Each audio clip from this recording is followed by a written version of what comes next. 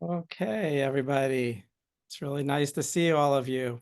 I'm Howard Friedman. I'm the director of the Jewish Community Library in San Francisco, and I'm very happy to welcome all of you to this conversation with Mary Glickman, which is one of the culminating events in this year's One Bay One book program, with a special focus on the Jewish experience in the American South.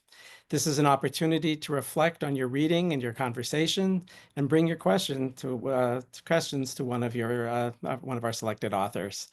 Please do note that automated closed captioning can be turned on or off by clicking the CC button that's at the bottom of your screen.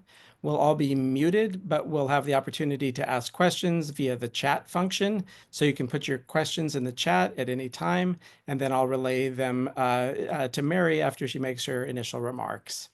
We are so pleased to welcome Mary Glickman, joining us from South Carolina. Mary is the author of the novels Home in the Morning, Marching to Zion, and Undisturbed Peace, By the Rivers of Babylon, and One More River, a National Jewish Book Award finalist. And we're here to talk about her newest novel, Ain't No Grave, which many of us here have enjoyed reading and discussing. So Mary, it is now all yours. Well, thank you for that introduction, Howard. I hope that y'all didn't discuss it so much you don't have any questions for me at the end of all this. But it's a pleasure to be with you all today talking about Ain't No Grave, a book I was inspired to write by a very indirect route.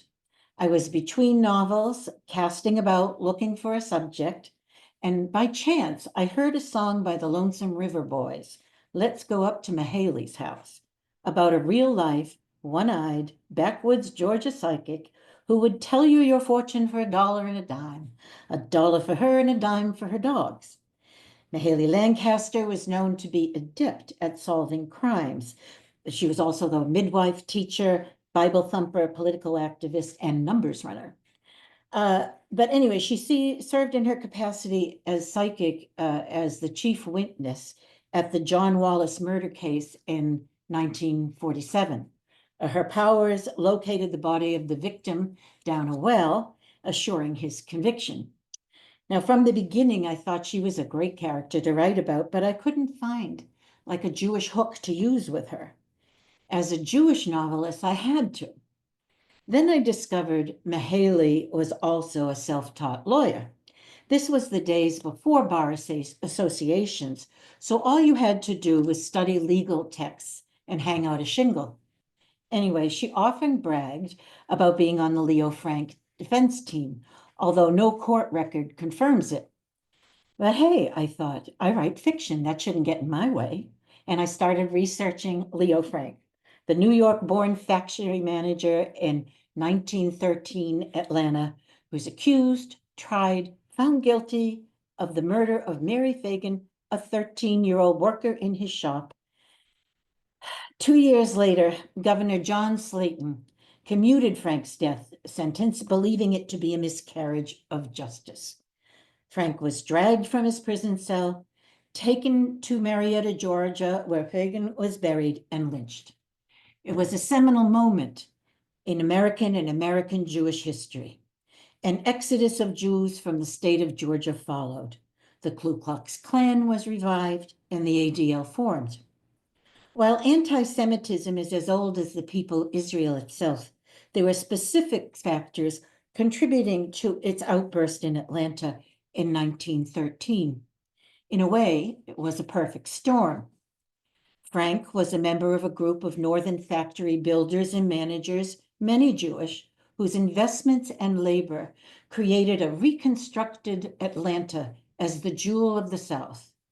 That transformation of an Atlanta still devastated by General Sherman's fires a handful of decades before was the product of the genius Henry Grady, who in 1884 traveled to New York to pitch an industrialized New South where Northerners and Southerners joined forces in business, Blacks were happy workers, and everyone prospered.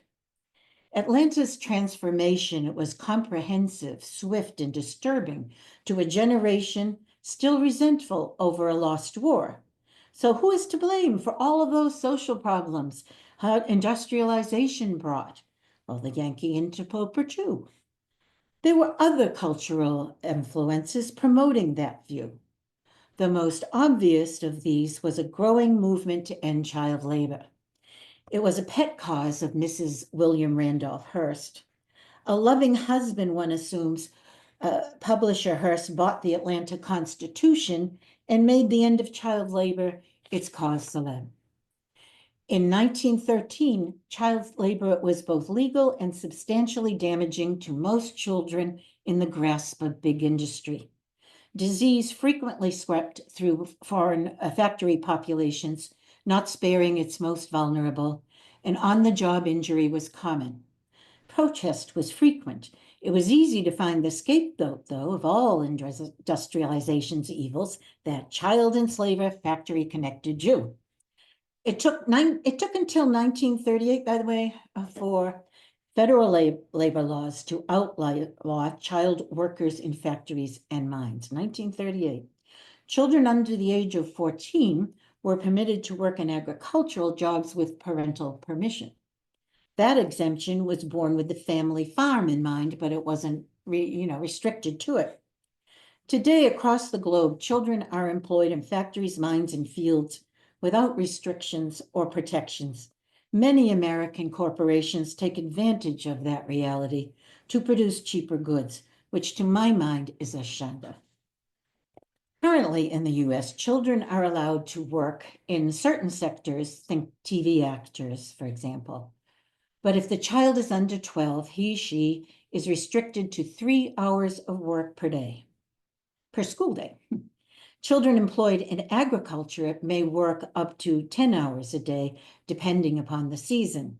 The common wisdom has it that the family farm is nearly extinct, which makes me wonder, where are these children working 10 hours a day during harvest? Anyway, an explosion of newspaper coverage of the case resulted in a whirlwind of disinformation. The media inflamed the public and certainly the outcome of the trial. The newspaper in that day was cutthroat. Reporters had no problem violating the law in order to get at a story and beat the competition. It was the age of yellow journalism, when all that could be done to sensationalize a case, whether based on false evidence or true, was accomplished without regret. Now, the first man accused and arrested by the authorities in this case was a Black man, Newt Lee, the watchman at the factory. Racists took to the streets calling for his blood. However, he was swiftly investigated and set free. When the same authorities arrested Leo Frank a day later, racial discord was cynically maneuvered by the media and public figures to help convict the factory boss. Jews pointed at the Black man, the Blacks pointed at the Jew. Thanks to the hyperventilation of the press, a repressed American anti-Semitism was unleashed. This resonated for me with the modern era, so I committed to writing about it. The trial and its appeals became international sensations. Media from all over the country attended the trial. To my mind, when as many as 9 daily extras of news are printed on a case, and additionally handbills of suspicious provenance hawked by newsboys on the street corner every day, it amounts to the same kind of anarchy of facts that our internet serves up.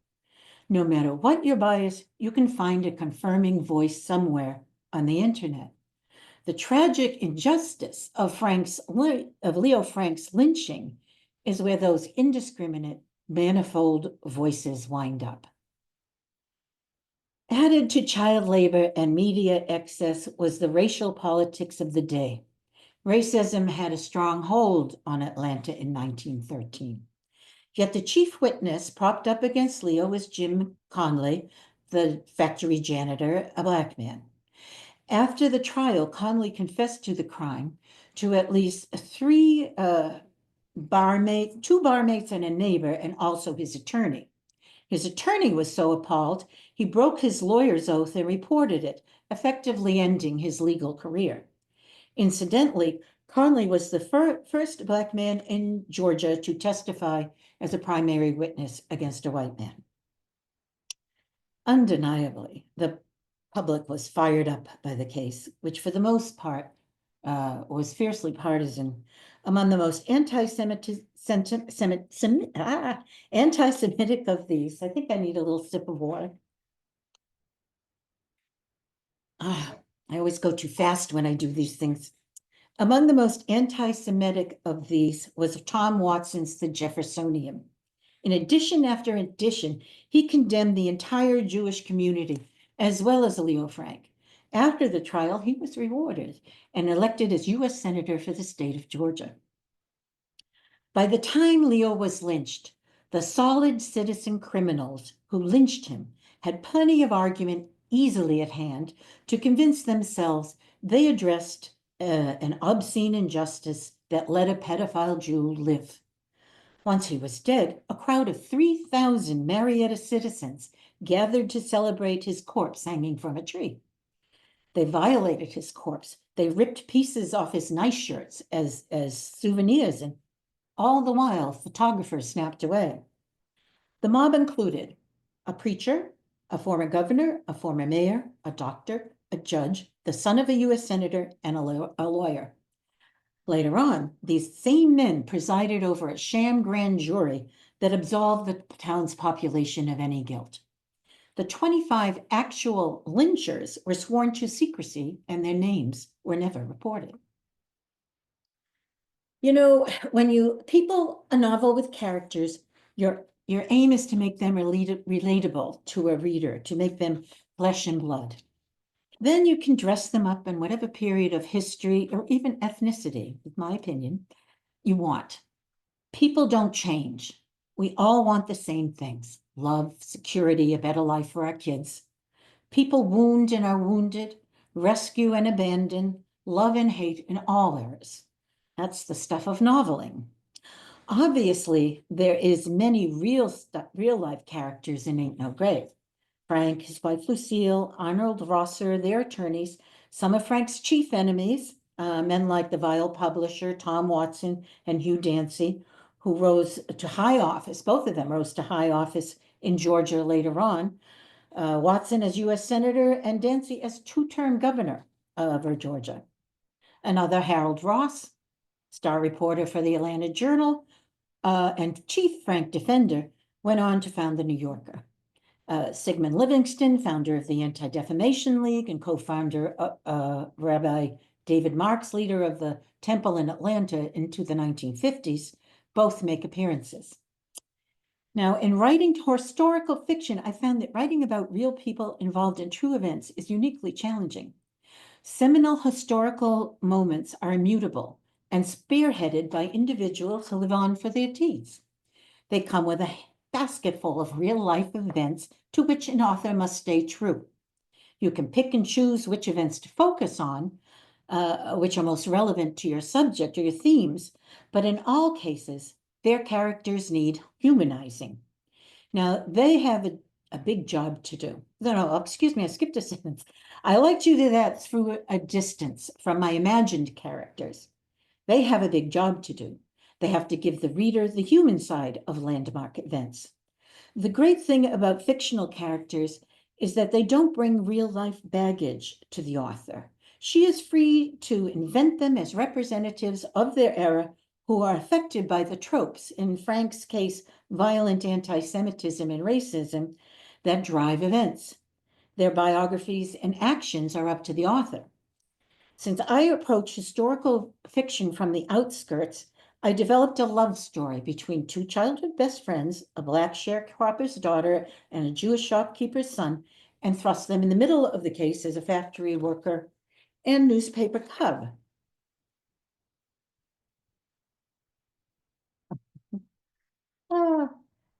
You can see I'm very sorry. I'm just a little verkackt here. You can see there is plenty of meat in the Leo Frank saga that one can chew on. A saga that occurred more than 100 years ago has had many chroniclers. The Tony Award-winning musical Parade, which I hear you've talked about, is likely most famous. There was also a television miniseries in the 1980s. I don't recommend it. It's pretty bad, but it has good actors. David Remick, I think.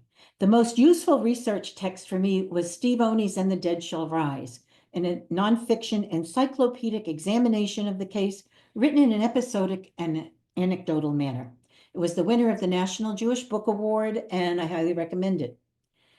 So what makes my novel live apart from all that and much more? I'd say those fictional characters, Max Sassaport and Ruby Johnson, those children of sharecroppers and shopkeepers. I don't know where the idea I came for them. Remember Topsy from Uncle Tom's Cabin? I don't know if Harriet Beecher Stowe's book is still read or if it is banned, but Topsy was the girl without a birthday, the girl who just was.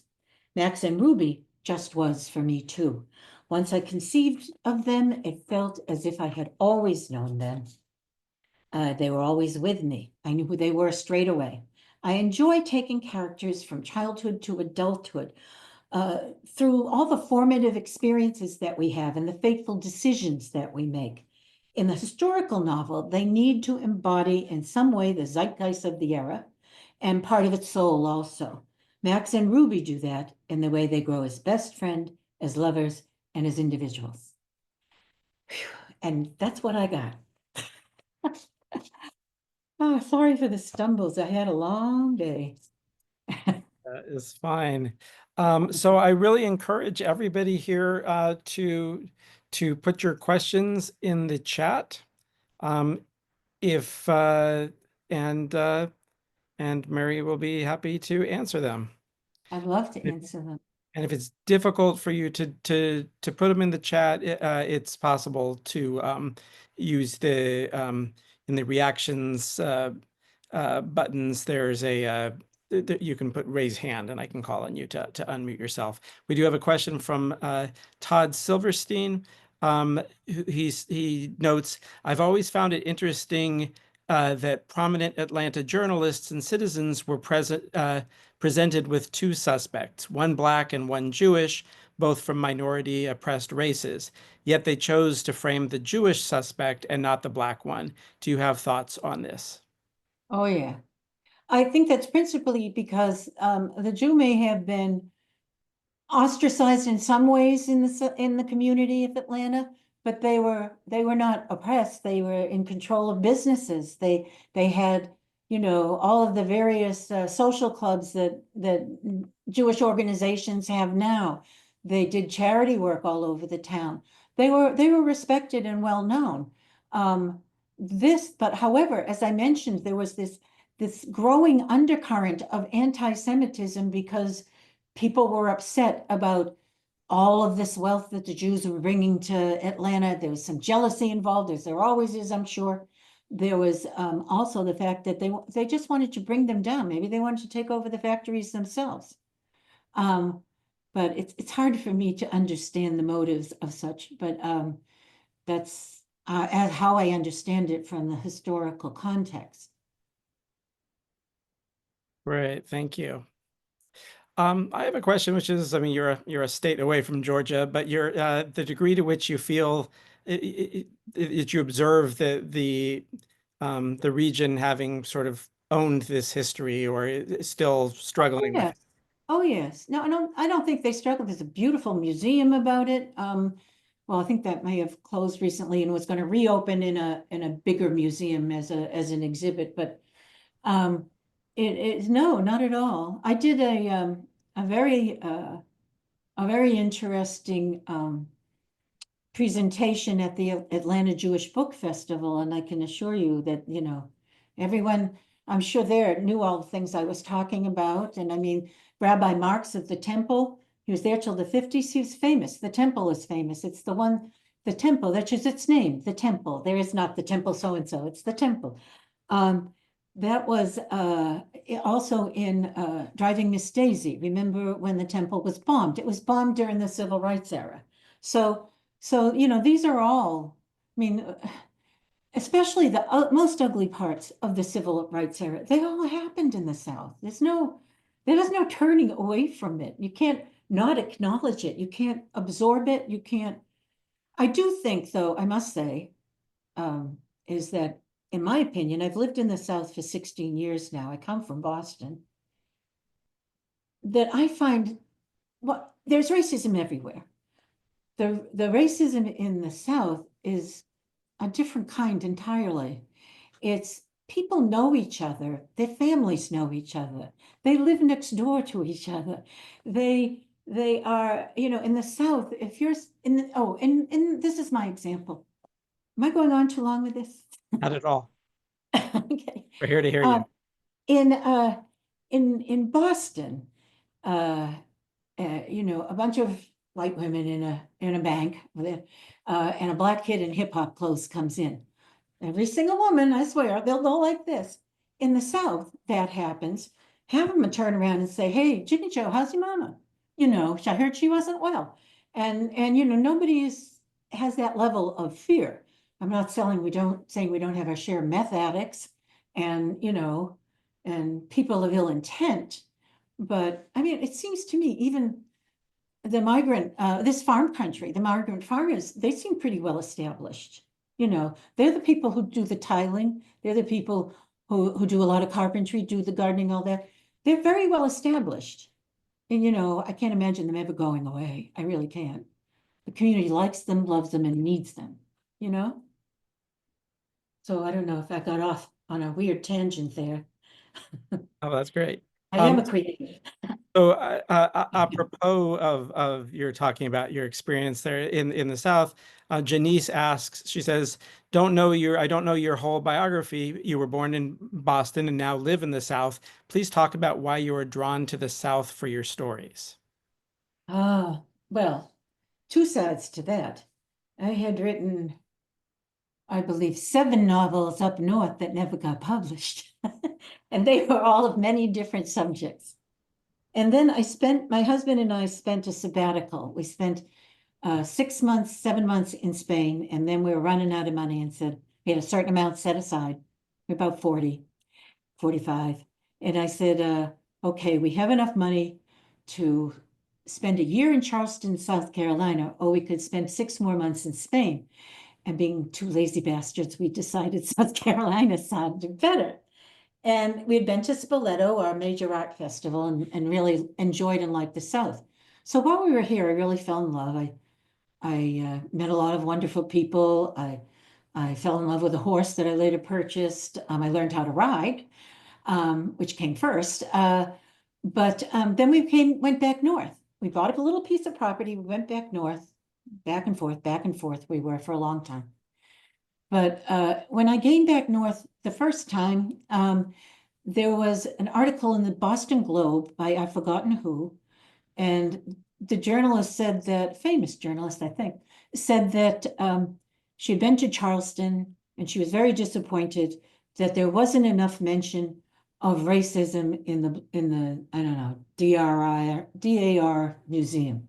And I said, well, right around the corner is the African American Museum. You couldn't go there. But that's not what I said. This was before that museum anyway. But she said that she just, and I went on a little tear about the South and about racism in the South and about how different it is and no. And some other Southerner said, you should write. And I was musing, and it was funny.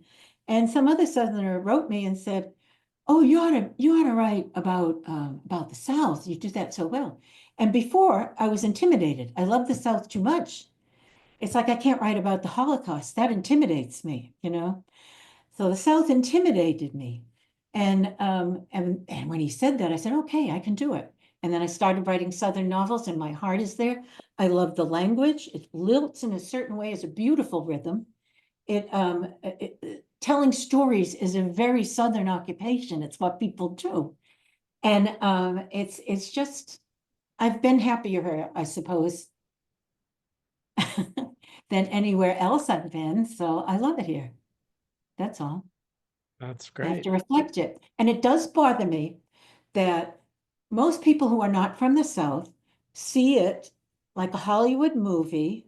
They see a lot of, scheming, murdering rednecks and which is the villain. A Southerner is always the villain in the Hollywood movie.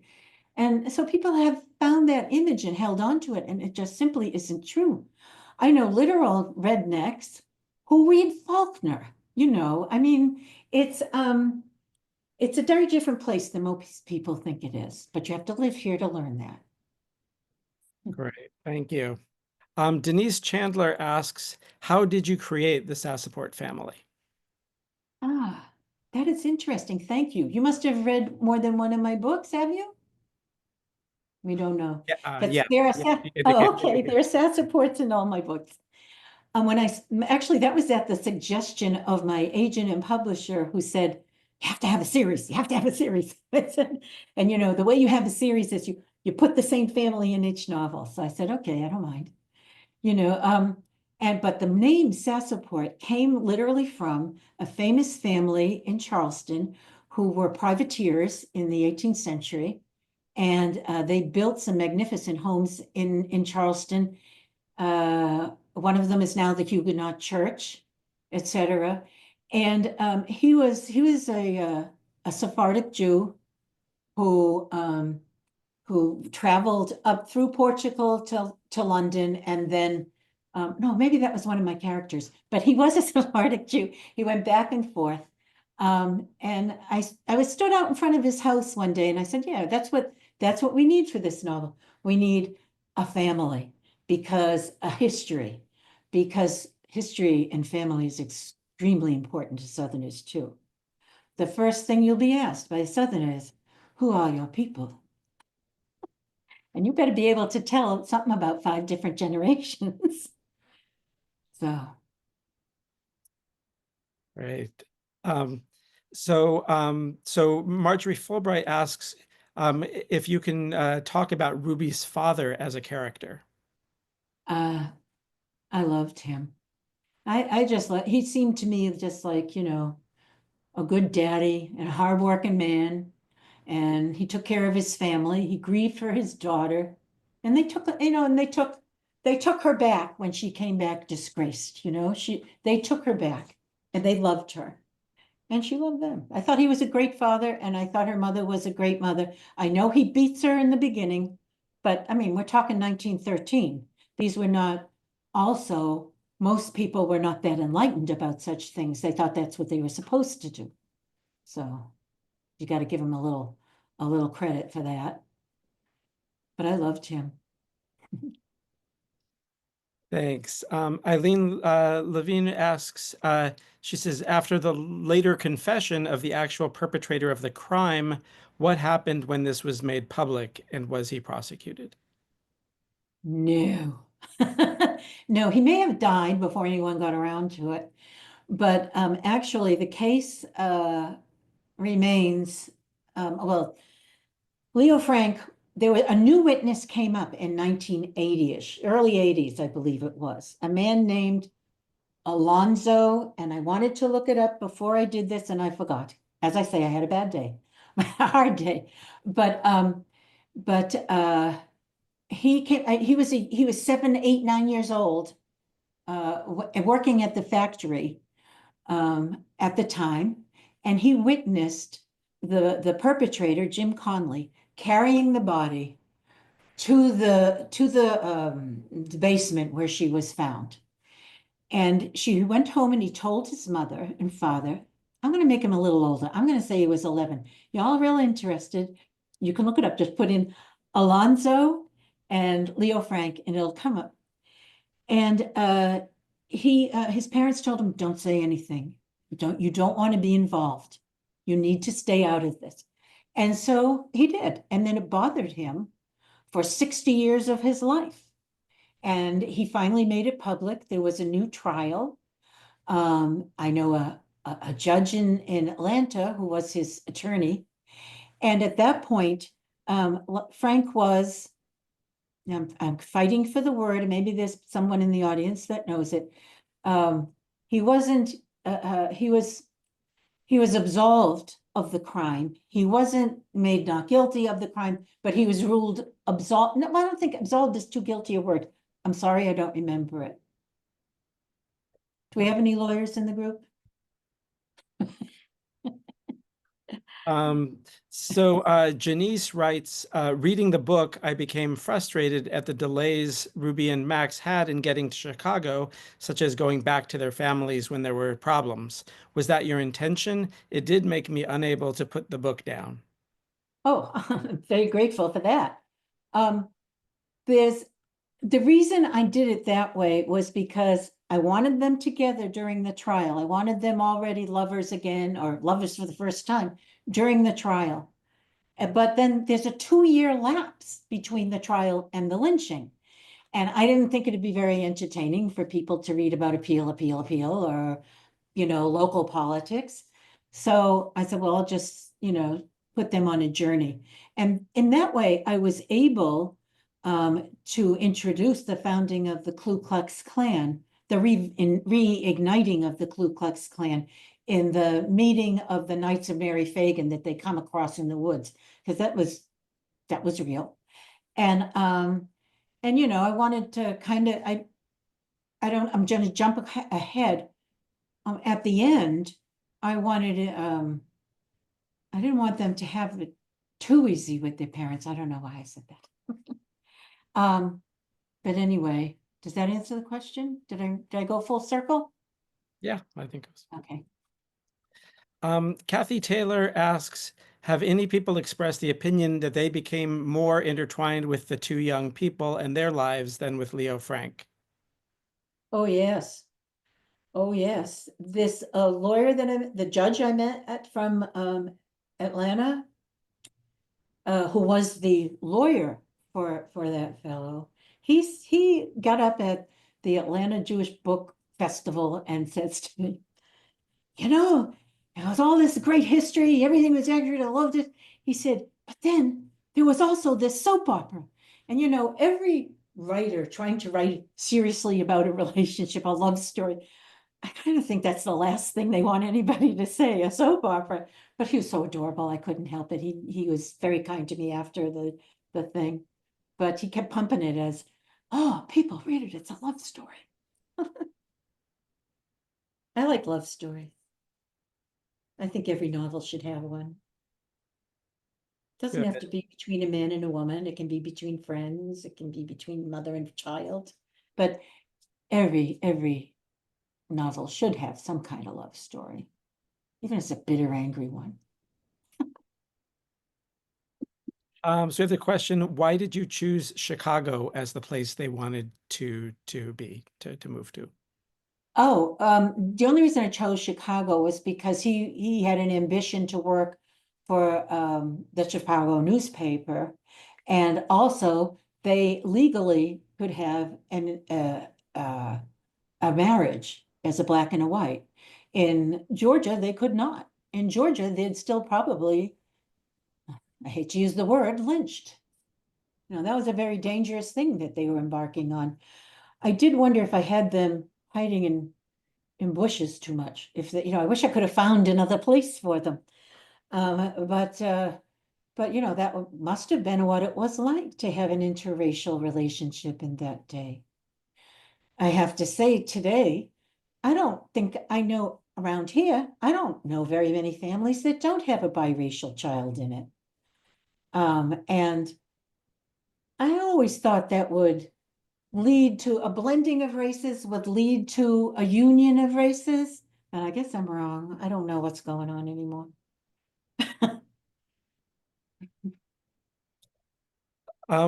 Can you maybe share with us any other sort of responses you've gotten to the book, perhaps that were either surprising or disturbing or All right. Nothing disturbing. Nothing disturbing. I'm waiting for my next book for that. Oh, nothing disturbing. People have asked me in the past, speaking of my first novel, Home in the Morning, I was asked, is your husband black? I said, no, it's not. But, it kind of made me feel like, okay, whoever that was that asked me that felt that I understood it. So that was a good thing. Nice. So the question, um, sorry, let me just lift it up, sorry. Eileen asks, please comment on the choice of the title and its meaning. Oh, I wish I could play a tape of it right now, but I'm not clever enough to be able to do it. But there is the song "Ain't No Grave" is an old. It's a Christian song actually, but Jesus doesn't come into it till the second verse. And I was very inspired by this song because it's a really beautiful song. It was written by a Christian young boy in the 50s, I think it was. And he was dying, and overheard his parents talking about his death. So he wrote a song called Ain't No Grave Gonna Hold My Body Down. Ain't no grave gonna hold my body down. It's a beautiful song. I mention it in the book, and the name's escaping me in it. I credit in the book, but the name is escaping me. Molly Skaggs. Molly Skaggs does a fantastic version of it. And it seemed to me that when she talks about shame, and they talk about, shame is a devil who'll crush you, whatever. That was real, but then you rebound through love. That was that was Ruby Johnson's story, really, you know. So I thought it was appropriate, and I encourage you all to go listen to the song too. Wonderful. Since you Mhm. alluded to it, maybe can you tell us about the next book that you're working on? Oh, well, it's called Betrayal, and it is inspired by the many breakups I've seen around me, including my own, at both ends of the political spectrum where long-term relationships have broken up. I lost my friend of 37 years. I know others 25 years, marriages even. And and I decided to write about it. Uh, so that's what I'm doing. I don't think, when I think about I'd love votes on this. By the way, I hope all of you, please, please, please, review me on Amazon because they make a lot of hay out of how many things you have.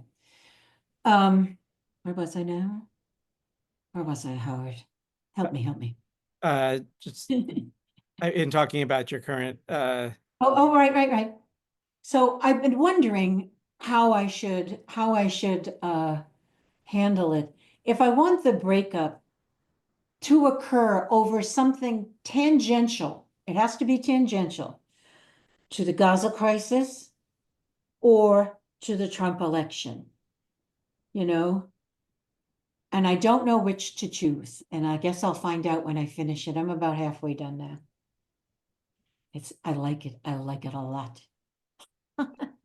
that is really that's very appropriate for this moment. Yeah. Well, if I can write it fast enough and It's so many somebody doesn't beat me. suffer. Yeah. Um, uh, and Eileen asks a question about which other of your books have Jewish characters or content. Every single one of them. Every single one of them. All the published ones.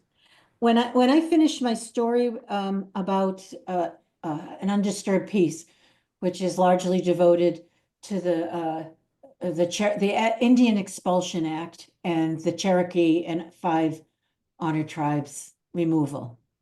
I finished that, and this is a story, and I worked on a novel about one of the founders of the kibbutzim, Manya Shochath, who had a fantastic life. She had an amazing life in Russia as a revolutionary before she fled. for she thought she was being pursued by she was actually by secret spies and lots of interesting stuff. But she founded the kibbutz when she landed in Israel, and she was also very important during the War of Independence. But by the time I went to Israel to research it, I went to her grave. But by the time I finished it, nobody wanted a book about Zionists anymore. They don't want them. So, okay, I can live with that, maybe another day, another time. The big book that year was called the Parisian about a Palestinian doctor who goes back to Palestine. So, the mood had shifted there.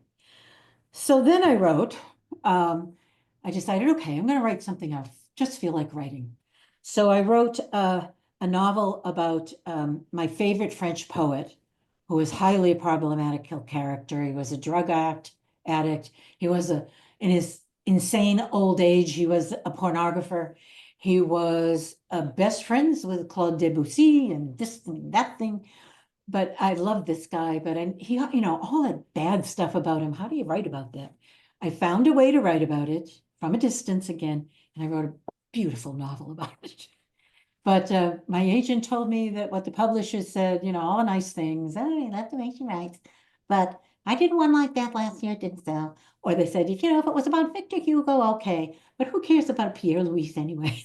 But okay. So then he tried to sell it in France, and I never heard about it again.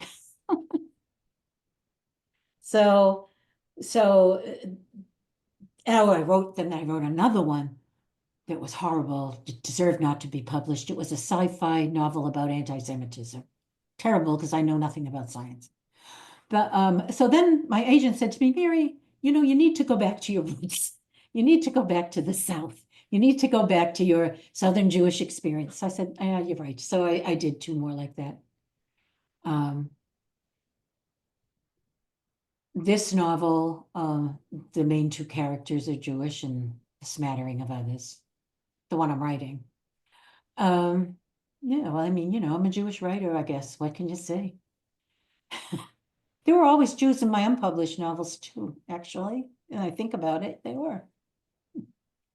Great. Jane Silver asks whether there was a Jewish newsman covering the lynching. Not that I'm aware, there must have been, but not that I'm aware of. Gee, that's a good question. You know what? Go to Steve Oney's website and ask him. He'll know. He just published, by the way, an interesting book, NPR, a PBS NPR. That's Yeah. so. So unfortunately, well timed. Uh, so okay, so this has really been nice. I want to know if there is anything that you would like to leave us with. Oh, can I answer that last question from Sharon? Oh, I didn't see it. Yeah. Doesn't know many Jewish Marys, I'll tell you. First of all, of course, I am a convert. My Jewish name is Ruth Miriam. Um, when I became a convert, I converted Orthodox, I'll have you know, went the whole route, mikvah, my beloved three rabbis and their bet din, the swearing of an oath on the Torah. I went through everything. And then I was a big deal at the time I attached myself to the temple before I finished my conversion, and I was a big hit with the sisterhood. They were mostly, 60, 70-year-old women who built the temple in the 50s. This was in it had to be earlier, I don't know, 1970s, 1977. And I remember one time somebody said that to me. Somebody said, no, I don't, why are you calling yourself Mary? Why don't we call you Ruth? There aren't any Marys. And out from the kitchen was one of the big balavastas of the synagogue, Mary Levine. And she said, pardon me? Funny. Oh, I love that temple. I worked for the rabbis for a while, part-time. It was wonderful. Oh, great. So this has been really nice, and I want to thank you for writing this book, and it's Oh, really thank you. I can't help it. It's a compulsion. yeah. And thanks everybody for reading the book, for discussing it and joining us. Thank you.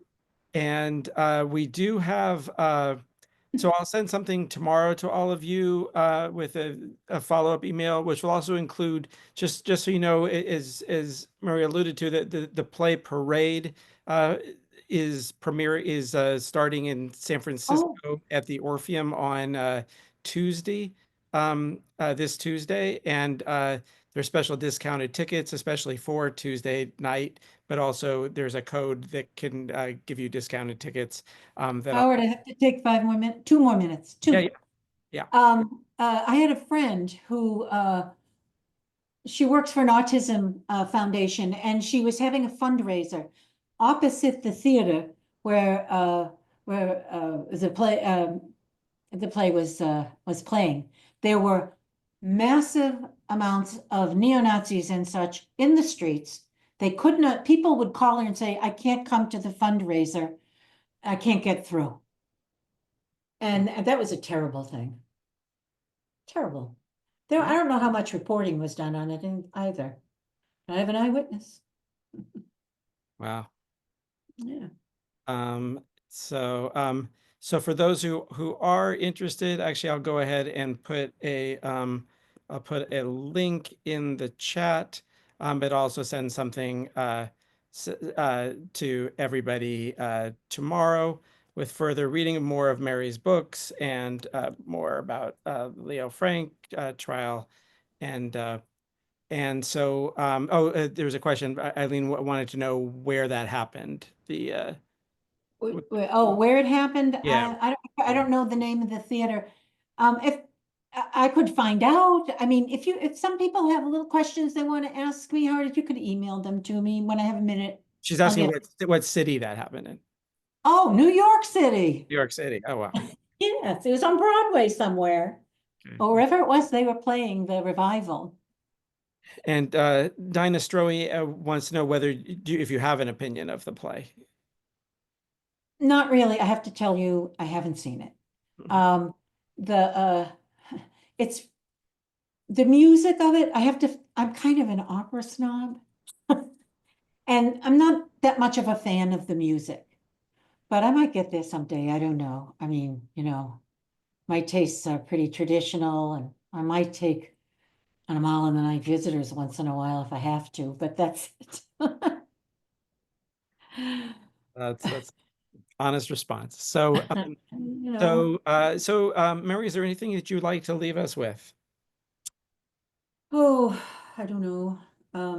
Be nice to Southerners you come across. Don't judge them. And I don't know, that's it. I wish you all well. I wish you health, happiness, and joy. Great, and you the same. Okay, be well. All right, bye. Okay, thank you. Bye-bye.